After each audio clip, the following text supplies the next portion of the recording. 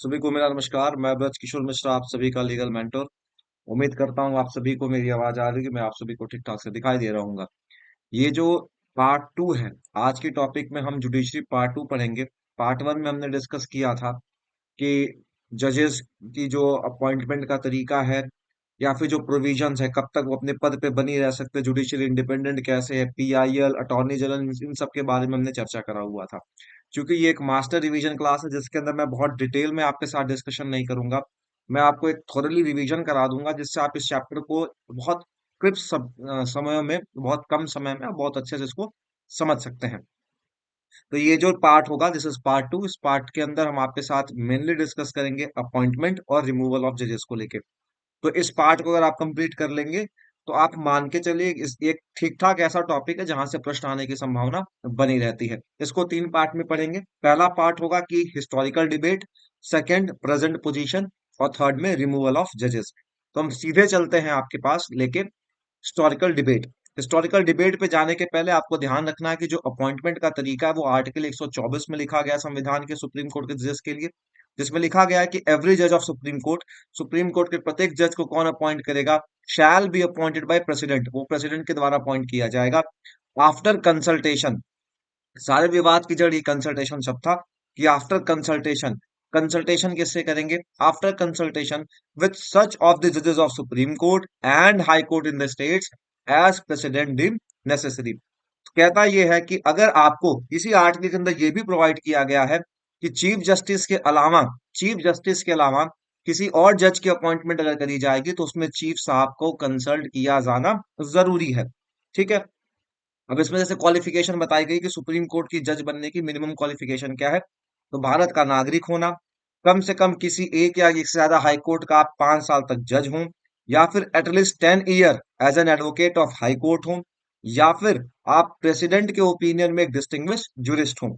उसी तरीके से आर्टिकल 217 के अंदर प्रोसीजर फॉर अपॉइंटमेंट ऑफ जजेस एट दी हाई कोर्ट बताया गया 217 के अंदर, जिसमें बताया गया है कि एवरी जज ऑफ द हाई कोर्ट के प्रत्येक जजों को कौन नियुक्त करेगा, प्रेसिडेंट करेगा।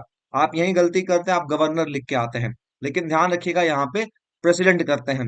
कंसल्टेशन किससे किया जाएगा, कंसल्टेशन किया जाएगा चीफ जस्टिस ऑफ इंडिया से। आप यहाँ भी गलती करते हैं, आप chief justice of the high court करके आते हैं। इस आपको करना है कंसल्टेशन किससे करना है, chief justice of the India. आप यहाँ पे chief justice of high court मार के आते हैं, तो ये ध्यान रखिएगा। तो कहने का मतलब 217 कहता है कि हाई कोर्ट के प्रत्येक जज की जो नियुक्ति होगी वो प्रेसिडेंट साहब करेंगे। कंसल्टेशन करते हैं सीजेआई से, चीफ जस्टिस ऑफ इंडिया से, गवर्नर ऑफ द स्टेट से, और अगर मान लीजिए अदर देन अगर अदर देन चीफ जस्टिस की अपॉइंटमेंट करी जाएगी तो chief justice of high court को भी कंसल्ट किया जाएगा। ये अभी क्लियर हो जाएगा 2 मिनट के अंदर। हाई कोर्ट का जज बनने के लिए मिनिमम रिक्वायरमेंट क्या है, भारत का नागरिक होना, कम से कम 10 साल एज अ जुडिशियल ऑफिसर, या फिर कम से कम 10 साल as an advocate of the high court. District और सबॉर्डिनेट कोर्ट्स के लिए अगर आपको बताएं तो आर्टिकल 233 में प्रोसीजर बताया गया है, जिसमें बताया गया है कि जो डिस्ट्रिक्ट जज की अपॉइंटमेंट है वह करी जाएगी गवर्नर साहब के द्वारा, गवर्नर ऑफ द स्टेट के द्वारा। कंसल्टेशन किया जाएगा हाई कोर्ट से जिसका जुरिस्डिक्शन हो। क्वालिफिकेशन बताई गई कि जो जुडिशियल सर्विसेज के मेंबर हो, या कम से कम 7 साल as a practitioner lawyer at the bar. ये क्वालिफिकेशन आपको ध्यान रखनी है। अब प्रैक्टिस समझ लीजिए कि करंट प्रैक्टिस क्या है जजेस के अपॉइंटमेंट को लेके। अगर आप देखिएगा तो मैंडेट बहुत स्पष्ट है, फिर भी इसमें बहुत कॉम्प्लेक्स प्रोसीजर बना हुआ है लगातार। इसको अगर आप ध्यान से समझेंगे तो ये है क्या, देखिए कोलिजियम सिस्टम काम करता है।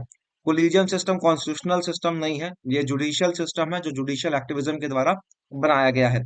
कोलिजियम सिस्टम से सुप्रीम कोर्ट के जजेस की नियुक्ति होती है, सीजीआई साहब की नियुक्ति होती है, और सीजीआई साहब क्या, कोलिजियम सिस्टम से ही जो कॉन्स्टिट्यूशनल कोर्ट्स हैं उसमें जजेस की नियुक्ति होती है।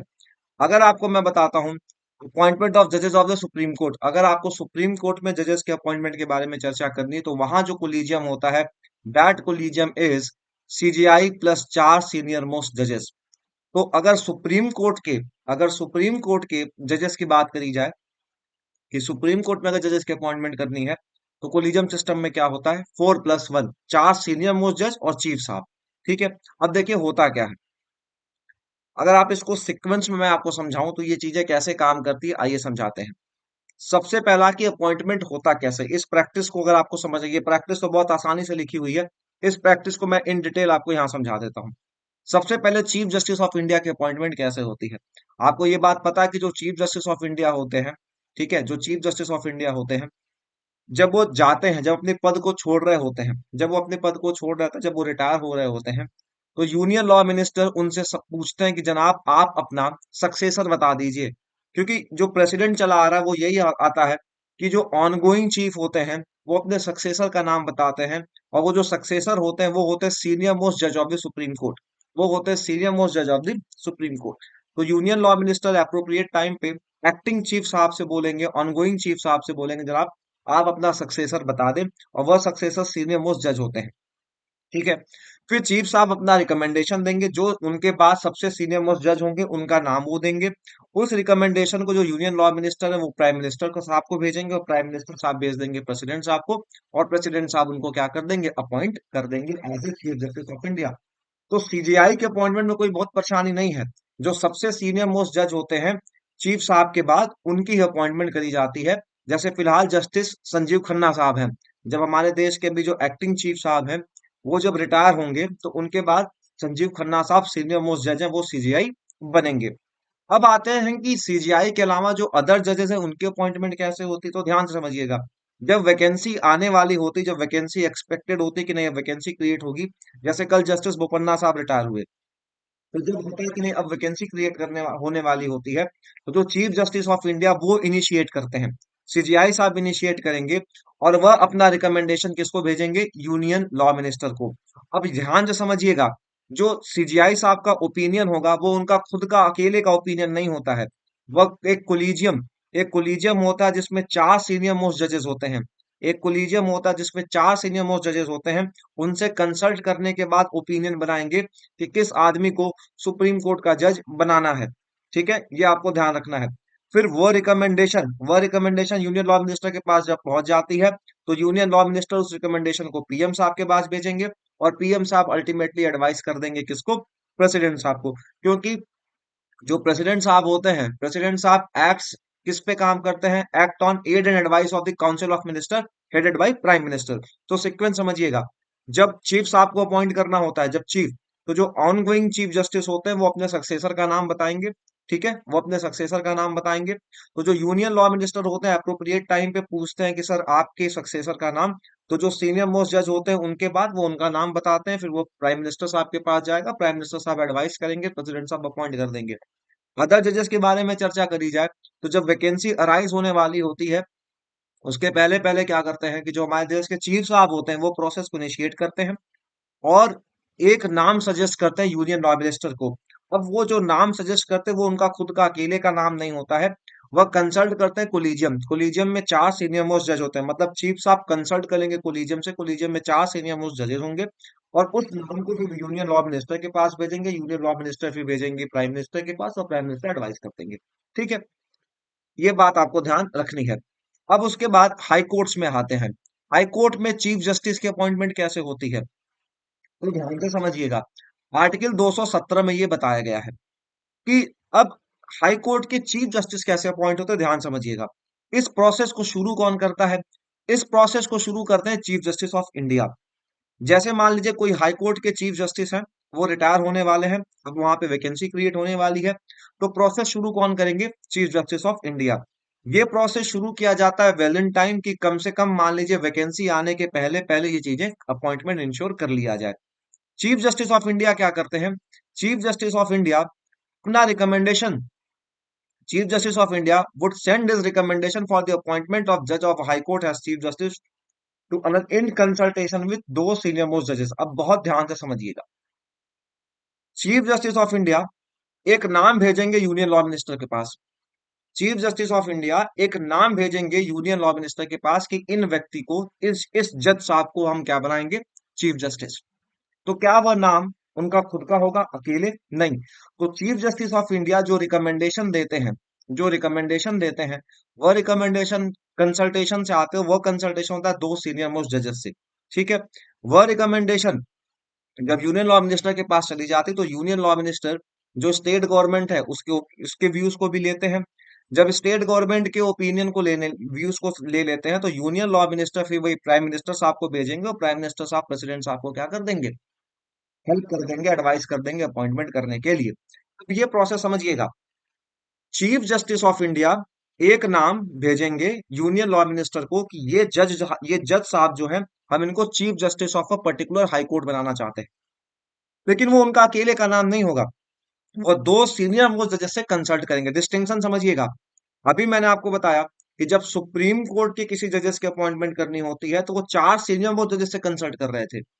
लेकिन जब हाई कोर्ट के चीफ जस्टिस की अपॉइंटमेंट करनी है तो वो दो सीनियर मोस्ट जजेस से क्या कर रहे हैं, कंसल्ट कर रहे हैं। ये डिस्टिंक्शन आप समझिएगा। अब अदर जजेस के बारे में समझते हैं। अदर जजेस के बारे में ध्यान से समझिएगा कैसे करा जाता है। इसका प्रोसेस हल्का सा बड़ा है लेकिन आप ध्यान से समझिएगा।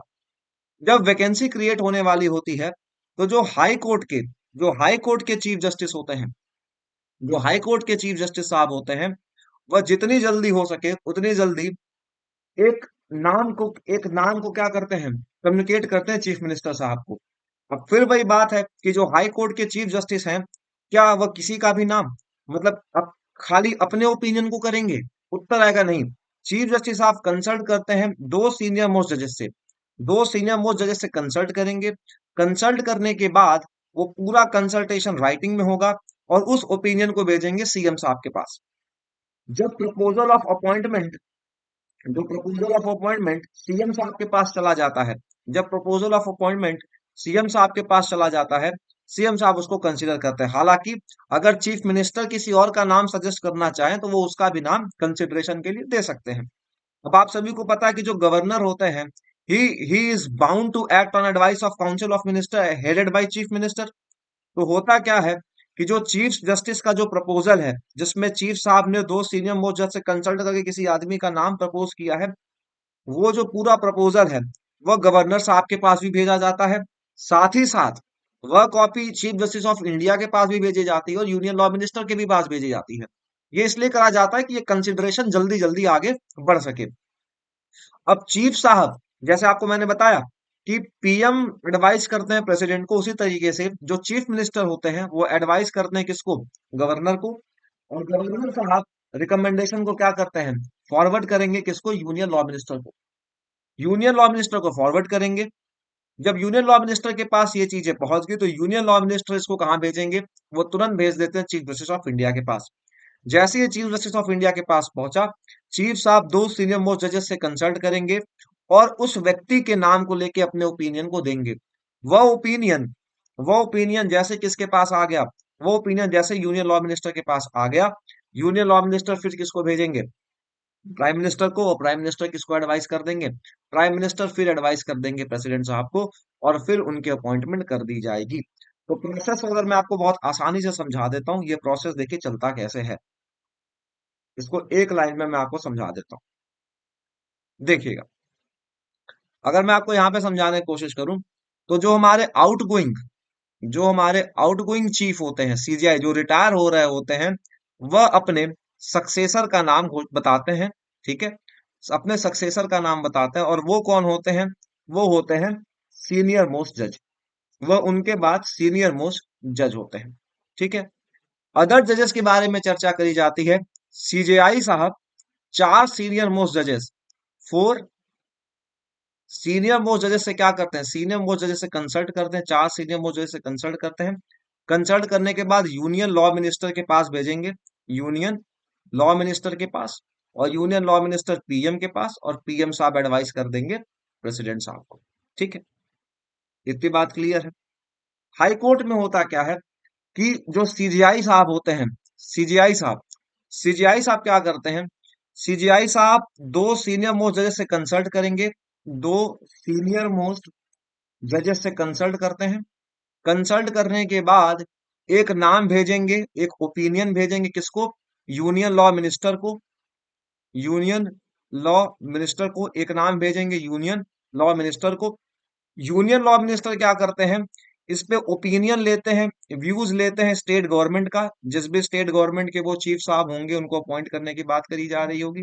उसके बाद वो भेजेंगे पीएम साहब के पास और पीएम साहब किसको एडवाइस कर देंगे, प्रेसिडेंट साहब को, और अपॉइंटमेंट कर दी जाएगी। ठीक है, आते हैं परमानेंट जो अदर जजेस की अपॉइंटमेंट कैसे होती है।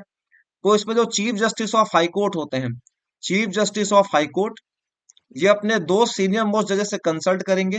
अपने दो सीनियर मोस्ट जजेस से कंसल्ट करने के बाद यह नाम किसको भेजते हैं, यह नाम भेजते हैं, देखिए ये नाम एक ही बार में तीन जगह जाएगा।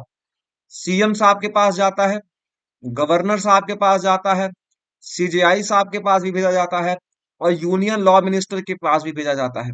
ठीक है, ये इसलिए होता है कि ये प्रोसेस एक्सपेडाइट हो सके, जल्दी जल्दी हो सके। अब सीएम साहब ने गवर्नर साहब को क्या किया, एडवाइस किया ओपिनियन को लेके। अब गवर्नर साहब क्या करते हैं, जो गवर्नर साहब होते हैं, गवर्नर साहब इस पूरे डॉक्यूमेंट को कहाँ भेजेंगे, यूनियन लॉ मिनिस्टर के पास, यूनियन लॉ मिनिस्टर के पास। यूनियन लॉ मिनिस्टर साहब इसको फिर कहाँ भेजेंगे, सीजीआई साहब के पास। सीजीआई साहब दो सीनियर मोस्ट जजेस से कंसल्ट करते हैं, दो सीनियर मोस्ट जजेस से कंसल्ट करके ये नाम फिर किसके पास भेजेंगे, यूनियन लॉ मिनिस्टर के पास। और यूनियन लॉ मिनिस्टर फिर पीएम को एडवाइस करेंगे और पीएम कर देंगे प्रेसिडेंट साहब को। तो ये प्रक्रिया इस तरीके से चलती है। ठीक है, उम्मीद करता हूँ ये आपको समझ में आया होगा। ठीक है, अगर आपको नहीं समझ में आया तो मैं आपको एक बार फिर से यहाँ पे समझा देता हूँ, देख लो। सबसे पहले जो CGI, chief justice of high court होंगे, chief justice of high court, वह दो सीनियर मोस्ट जजेस से कंसल्ट करेंगे, दो सीनियर मोस्ट जजेस से। वह नाम भेजेंगे सीएम के पास, फिर गवर्नर साहब के पास भी भेजा जाता है, सीजीआई साहब के पास भी भेजा जाता है, और यूनियन लॉ मिनिस्टर साहब के पास भी भेजा जाता है। उसके बाद सीएम क्या है, एडवाइस करेंगे गवर्नर साहब को, और ये सारा सेट ऑफ डॉक्यूमेंट किसके पास भेजा जाएगा, यूनियन लॉ मिनिस्टर के पास, यूनियन लॉ मिनिस्टर के पास। जब ये यूनियन लॉ मिनिस्टर के पास चला जाता है, यूनियन लॉ मिनिस्टर को फिर वापस किसके पास भेजते हैं, ये भेजेंगे सीजीआई के पास। सीजीआई साहब खुद और दो सीनियर मोस्ट जजेस से कंसल्ट करेंगे, सीनियर मोस्ट जज से कंसल्ट करेंगे उस नाम को लेके, और फिर वो अपना रिकमेंडेशन भेजेंगे यूनियन लॉ मिनिस्टर के पास। ठीक है, जब यूनियन लॉ मिनिस्टर के पास ये रिकमेंडेशन आ जाएगी, फिर ये किसके पास जाएगा, पीएम साहब के पास, और पीएम साहब एडवाइस कर देंगे और अपॉइंटमेंट हो जाएगी। तो ये अपॉइंटमेंट का प्रोसीजर है। ठीक है, क्योंकि ये क्रैश मैं जल्दी जल्दी कंप्लीट करना चाह रहा हूं, वरना इसको और डिटेल में हम आपके साथ डिस्कस करते। ये अपॉइंटमेंट का प्रोसीजर है। अब थोड़ा सा हिस्टोरिकल बैकग्राउंड देख लेते हैं कि जजेस के अपॉइंटमेंट को लेके हिस्टोरिकल डिस्प्यूट्स क्या थे। देखिएगा, अपॉइंटमेंट को लेके हमेशा विवाद बना रहा है, ये विवाद सेटल्ड हो गया। अगर आप थर्ड जजेस केस देखें, और फाइनली 2015 में तो एकदम सेटल्ड हो गया था। देखो, 1993 के पहले अगर मैं आपको ये बता दूं, अभी जो मैंने आपको तरीका बताया कि जो आउटगोइंग चीफ होते हैं, जो रिटायर होने वाले चीफ होते हैं, वो अपने सक्सेसर का नाम बता देते हैं, और वो जो सीनियर मोस्ट जजेस जो सीनियर मोस्ट जज होते हैं वही चीफ जस्टिस ऑफ इंडिया बनते हैं। 1958 में इस प्रैक्टिस को लॉ कमीशन ने क्रिटिसाइज किया। उन्होंने बोला कि चीफ जस्टिस ऑफ इंडिया सिर्फ और सिर्फ एक जज नहीं होने चाहिए, चीफ जस्टिस सिर्फ और सिर्फ एक अनुभवी जज नहीं होने चाहिए। He must be a competent administrator, वह एक कॉम्पिटेंट एडमिनिस्ट्रेटर भी होने चाहिए। ठीक है, अब हुआ क्या, अगर आप आगे चलेंगे तो फिर जो सिंपल पैमाना था, अभी तक ये स्टेटस था कि जो सीजेआई साहब होते थे वो अपने सक्सेसर का नाम बताते थे, जो सबसे सीनियर मोस्ट जज होते थे वो सीजेआई बन जाते थे। 1973 में इस रूल से एक एकाएक डेविएशन होता है, जब गवर्नमेंट ने क्या किया, गवर्नमेंट ने गवर्नमेंट ने अपॉइंट कर दिया जस्टिस ए एन रे साहब को। जस्टिस ए एन रे साहब सीनियरिटी में चौथे नंबर पे थे, लेकिन एकाएक इनको बना दिया गया। तीन जजेस बाईपास कर दिए गए, हालांकि वो तीन जजेस ने प्रोटेस्ट के तरीके से उन्होंने क्या कर दिया, प्रोटेस्ट के तरीके से उन्होंने रिजाइन भी कर दिया। क्लियर है, आगे बाद में चलेंगे। 1976 में एक बार ऐसे फिर होता है। 1976 में क्या होता है, जस्टिस बेग को अपॉइंट कर दिया जाता है, bypassing justice Khanna. Justice Khanna उनसे सीनियर थे, लेकिन किसको अपॉइंट कर दिया गया, जस्टिस बेग को कर दिया गया। और अल्टीमेटली क्या हुआ, जस्टिस खन्ना ने रिजाइन भी कर दिया। तो कहने का मतलब, उसके बाद फिर जस्टिस बेग रिटायर होते हैं, फिर जो सीनियर मोस्ट जज होते हैं जस्टिस चंचूड़, जो हमारे प्रेजेंट चीफ साहब हैं, इनके फादर साहब थे जस्टिस चंचूड़ साहब, वो चीफ जस्टिस फिर अपॉइंट होते हैं। वो प्रोसेस तब से चला आ रहा है। ये हिस्टोरिकल बैकग्राउंड है, आपको ध्यान रखना है। अब आइए ध्यान से समझते हैं। 1978 से प्रोसेस अब यही चला आ रहा है कि जो आउटगोइंग चीफ होते हैं वो अपने सक्सेसर का नाम बताते हैं, और उन वो सीनियर मोस्ट जज होते हैं, और वो चीफ साहब की उनकी अपॉइंटमेंट कर दी जाती है चीफ जस्टिस ऑफ इंडिया के तौर पे। 14th लॉ कमीशन की रिपोर्ट थी, जिसमें जिसमें एमसी शीतल वॉर्ड थे, जो हमारे देश के पहले अटॉर्नी जनरल थे। उन्होंने इन कंसर्न्स को रेज किया था। ठीक है। अब आइए चलते हैं आगे। अब हम थोड़ा सा आपको बताते हैं फर्स्ट जजेस केस। फर्स्ट जजेस केस 1981 का केस है, SP Gupta versus union of India. इसमें कोर्ट ने यह बोला, जो शब्द है कंसल्टेशन, अगर मैं आपको अभी आर्टिकल 124 को पढ़ के बताऊं तो आर्टिकल 124 कैसे काम करता है। आर्टिकल 124 में लिखा होता है, every judge of Supreme Court shall be appointed by President after consultation। Consultation करना है। अब यही जो कंसल्टेशन शब्द है, इसी को लेके सारा विवाद है। विवाद इस तरीके से है कि कंसल्टेशन का मतलब ये है कि किससे किससे कंसल्टेशन की बात करी जा रही है, प्रेसिडेंट साहब की और चीफ जस्टिस ऑफ इंडिया की कंसल्टेशन की बात करी जा रही है।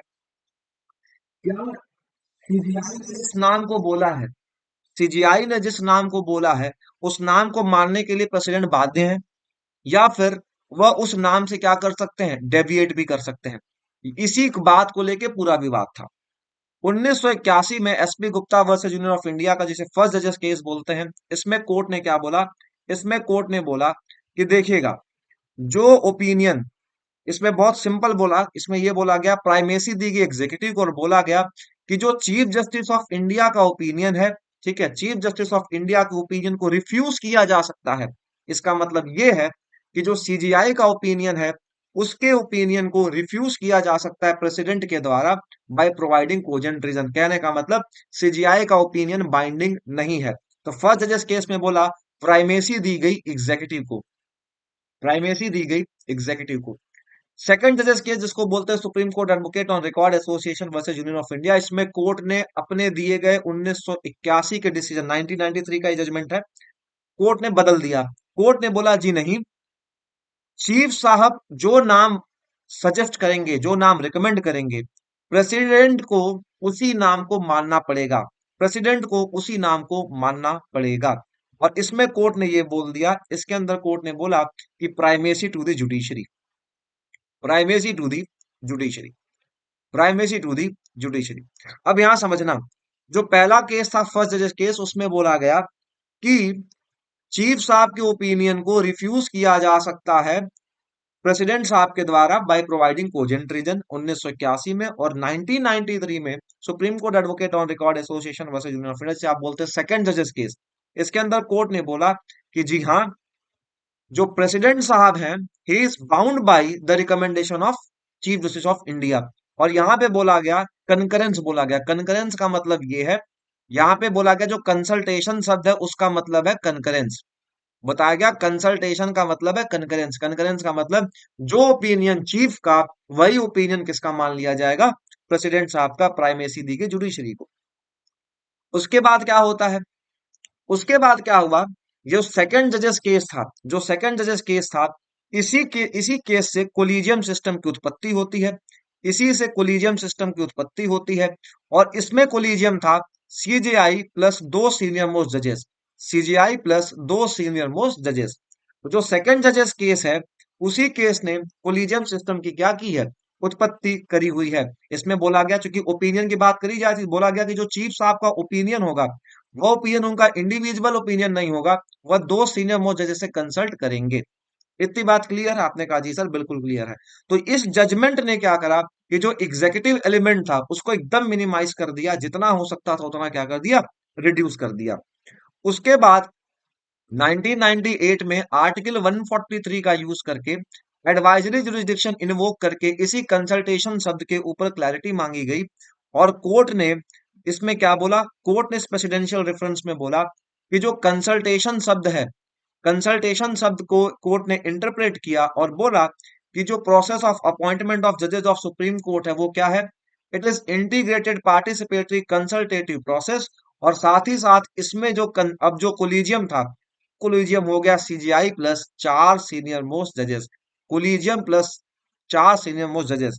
इसमें बोला गया कि जो ओपिनियन होगा, that will be plurality of जजेस, अकेले नहीं, खुद का अकेले का ओपिनियन नहीं होगा, CGI plus four senior most जजेस। उसके बाद क्या होता है, चीजें आगे बढ़ती हैं। आगे बढ़ने के बाद 2014 के अंदर पार्लियामेंट ने 99th अमेंडमेंट एक्ट 2014 का ले आते हैं। इसमें इन्होंने क्या किया, हमारे संविधान के अंदर आर्टिकल 124 ए 124 बी लाया गया, जिसके अंदर एनजेएसी बनाया गया, नेशनल जुडिशियल अपॉइंटमेंट कमीशन बनाया गया, जिसके अंदर चीफ जस्टिस ऑफ इंडिया, दो सीनियर मोस्ट जजेस of supreme court, union law minister, union law minister भी आ गए, दो एमिनेंट पर्सन हैं जो एक कमेटी के द्वारा चूज किए जाएंगे। ठीक है, अब ये सारी चीजें करी गई जिसे कहा गया एनजीएसी, नेशनल जुडिशियल अपॉइंटमेंट कमीशन। ठीक है, एनजीएसी। और पार्लियामेंट ने 99th अमेंडमेंट एक्ट ऑफ 2014 ले आया। इसको फिर चैलेंज करा गया, supreme court advocate on record, इस अमेंडमेंट को फिर से चैलेंज किया गया supreme court advocate on record association versus union of India, जिसे बोलते हैं 4 जजेस केस। और कोर्ट ने 2015 के अंदर ये जो 99th अमेंडमेंट एक्ट था इसको क्या कर दिया, नल एंड वॉइड घोषित कर दिया, अनकॉन्स्टिट्यूशनल घोषित कर दिया। बोला इंडिपेंडेंस ऑफ जुडिशरी पे खतरा है। ठीक है, और फिर से हम वापस चले गए वही कोलिजियम सिस्टम, 4 सीनियर मोस्ट जजेस से कंसल्ट करने के बाद चीजें आगे बढ़ेंगी। ठीक है, दिस वाज द अपॉइंटमेंट। तो ये हिस्टोरिकल पॉइंट ऑफ व्यू हो गया, 1981, 1993, 1998 और 2015। इतना अगर आपको ध्यान हो गया, अब हम पढ़ते हैं रिमूवल ऑफ जजेस। जल्दी से देख लेते हैं कि रिमूवल ऑफ जजेस की प्रक्रिया क्या है। अगर आप देखेंगे हमारे संविधान के आर्टिकल 124(4) के अंदर, तो वहां पे रिमूवल ऑफ जजेस ऑफ सुप्रीम कोर्ट बताया गया है। ठीक है, अब इसका प्रोसीजर देखिए क्या है, इसका प्रोसीजर मैं आपको समझा देता हूँ प्रोसीजर क्या है। प्रोसीजर के पहले आपको बताता हूँ ग्राउंड्स क्या है। तो ग्राउंड सिर्फ दो ग्राउंड है, प्रूवन मिसबिहेवियर ग्राउंड बताया गया है, proven misbehaviour, ground is proven misbehaviour and incapacity. अब चूंकि मिसबिहेवियर प्रूव होना चाहिए, तो इसके कारण देखिए चीजें कैसे आगे बढ़ती हैं, ध्यान से समझिएगा। एक जज को उसके ऑफिस से रिमूव किया जा सकता है सिर्फ दो ही ग्राउंड पे, प्रूवन मिसबिहेवियर और इनकैपेसिटी। संविधान के अंदर शब्द इम्पीचमेंट नहीं यूज किया गया है, लेकिन यूजुअली हम इम्पीचमेंट इम्पीचमेंट बोलते हैं। आर्टिकल 124 और आर्टिकल 218 के अंदर बताया गया रिमूवल ऑफ जजेस of high court, supreme court and high court respectively. देखिए होता क्या, ध्यान समझिए। इसके लिए एक सबसे जरूरी एक्ट आपको ध्यान रखना, जजेस इंक्वायरी एक्ट ऑफ 1968, ये पूरा प्रोसीजर बताता है। होता क्या, ध्यान ध्यान समझिएगा। जो रिमूवल का प्रोसेस है या इम्पीचमेंट का प्रोसेस है, ये किसी भी हाउस में शुरू हो सकता है, चाहे लोकसभा में चाहे राज्यसभा में। अगर आपको लोकसभा में शुरू करना है तो मिनिमम 100 मेंबर्स एक साइंड नोटिस देंगे स्पीकर को। अगर आपको राज्यसभा में इनिशिएट करना है तो मिनिमम 50 मेंबर्स एक साइंड नोटिस देंगे चेयरमैन को, जहां भी आप शुरू करना चाहते हैं। अगर लोकसभा में है तो 100 मेंबर, राज्यसभा में है तो 50 मेंबर। अगर आपने लोकसभा में दिया है तो स्पीकर साहब, अगर ये राज्यसभा में दिया गया चेयरमैन साहब, तो चेयरमैन साहब किसी से कंसल्ट कर सकते हैं, मटेरियल्स को एग्जामिन कर सकते हैं नोटिस से रिलेटेड। अगर उनको लगता है कि जी हाँ वाकई में आगे बढ़ने लायक है, तो या तो वो मोशन को एडमिट कर सकते हैं या तो रिफ्यूज कर दिए। अगर यहीं पे रिफ्यूज कर दिया तो काम खत्म, अब चीजें यहीं रुक जाएंगी। लेकिन अगर उन्होंने एडमिट कर लिया, अगर उन्होंने एडमिट कर लिया, तो उसके बाद वो एक 3 मेंबर कमेटी बनाएंगे। उस 3 मेंबर कमेटी में एक सुप्रीम कोर्ट के जज होंगे, हाई कोर्ट के चीफ जस्टिस ऑफ, एक किसी भी हाई कोर्ट के एक चीफ जस्टिस होंगे, और एक डिस्टिंग्विश्ड जूरिस्ट होंगे। ये कमेटी बनाई जाएगी। अब ये कमेटी चार्ज फ्रेम करेगी, इन्वेस्टिगेशन करेगी जो एलिगेशंस लगाए गए हैं। उसके बाद जो चार्ज फ्रेम करेगी, जो आरोप पत्र होगा उसकी कॉपी दी जाएगी किसको, जो जज साहब है उनको दी जाएगी, वो अपना रिटन डिफेंस भी दे सके। जब इन्वेस्टिगेशन कंप्लीट हो गया, उस इन्वेस्टिगेशन कंप्लीट हो गया, फाइंडिंग्स आ गई, तो वो जो कमिटी होगी वो अपनी रिपोर्ट देगी किसको, या तो जहां भी वो लाया गया होगा स्पीकर, लोकसभा में लाया गया होगा तो स्पीकर को देगी, अगर राज्यसभा में लाया गया होगा तो चेयरमैन साहब को देगी। फिर वो जो स्पीकर साहब होंगे या फिर चेयरमैन साहब होंगे, वो उस रिपोर्ट को कहाँ रखेंगे, हाउस में रखेंगे। अगर उस रिपोर्ट के अंदर बताया गया जी हाँ मिसबिहेवियर है या फिर इनकैपेसिटी का एलिमेंट है, तब क्या होगा, तब अब चलेगा आगे, तब प्रक्रिया आगे चलेगी, डिबेट होगा। प्रक्रिया आगे कैसे होगी, प्रक्रिया आगे करी जाएगी कि ये जो फाइंडिंग आई है, जो रिमूवल की फाइंडिंग आई है, अब ये आगे बढ़ेगी कैसे, 2/3 majority present and voting, 2/3 majority present and voting, 2/3 majority present and voting से दोनों हाउसेज में पास करवाना होगा। लोकसभा में पास करवा लिया, फिर राज्यसभा में जाएंगे, 2/3 मेजोरिटी से पास करवाएंगे। जब दोनों जगह मोशन पास हो गया, मोशन अडॉप्ट हो गया, तब ये प्रेसिडेंट साहब को भेजेंगे, और फिर प्रेसिडेंट साहब ऑर्डर ऑफ रिमूवल क्या है, ऑर्डर ऑफ रिमूवल पास करेंगे। तो प्रक्रिया देखिए ऐसे क्या है, कि 100 लोग लोकसभा में, 50 राज्यसभा में, ये एक नोटिस देंगे, स्पीकर साहब के पास दे सकते हैं या फिर चेयरमैन साहब के पास देंगे।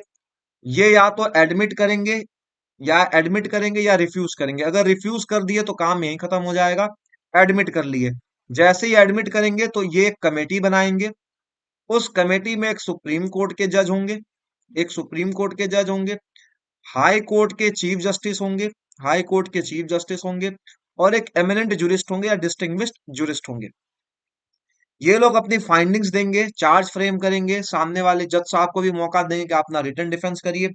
अगर इनकी फाइंडिंग में दिख गया कि हाँ वाकई में मिसबिहेवियर है या इनकैपेसिटी है, ठीक है, तो दो ही चीज होगा कि या तो फाइंडिंग्स या तो प्रूव्ड हो जाएगा, या तो प्रूव्ड हो जाएगा, या तो नॉट प्रूव्ड होगा।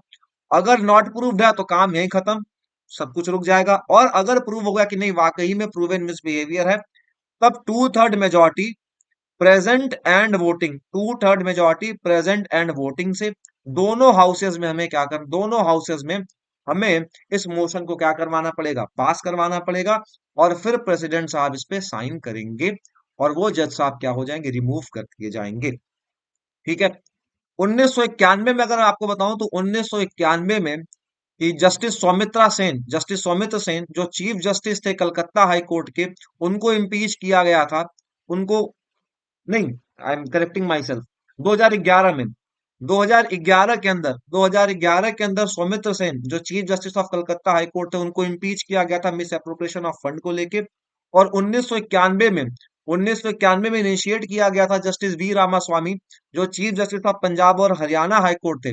बट ये चीज कंप्लीट नहीं हो पाई, वही two third majority present and voting वाले से। ठीक है। तो सक्सेसफुल था वो 2011 का जस्टिस सौमित्र सेन वाला है, जस्टिस सौमित्र सेन का है।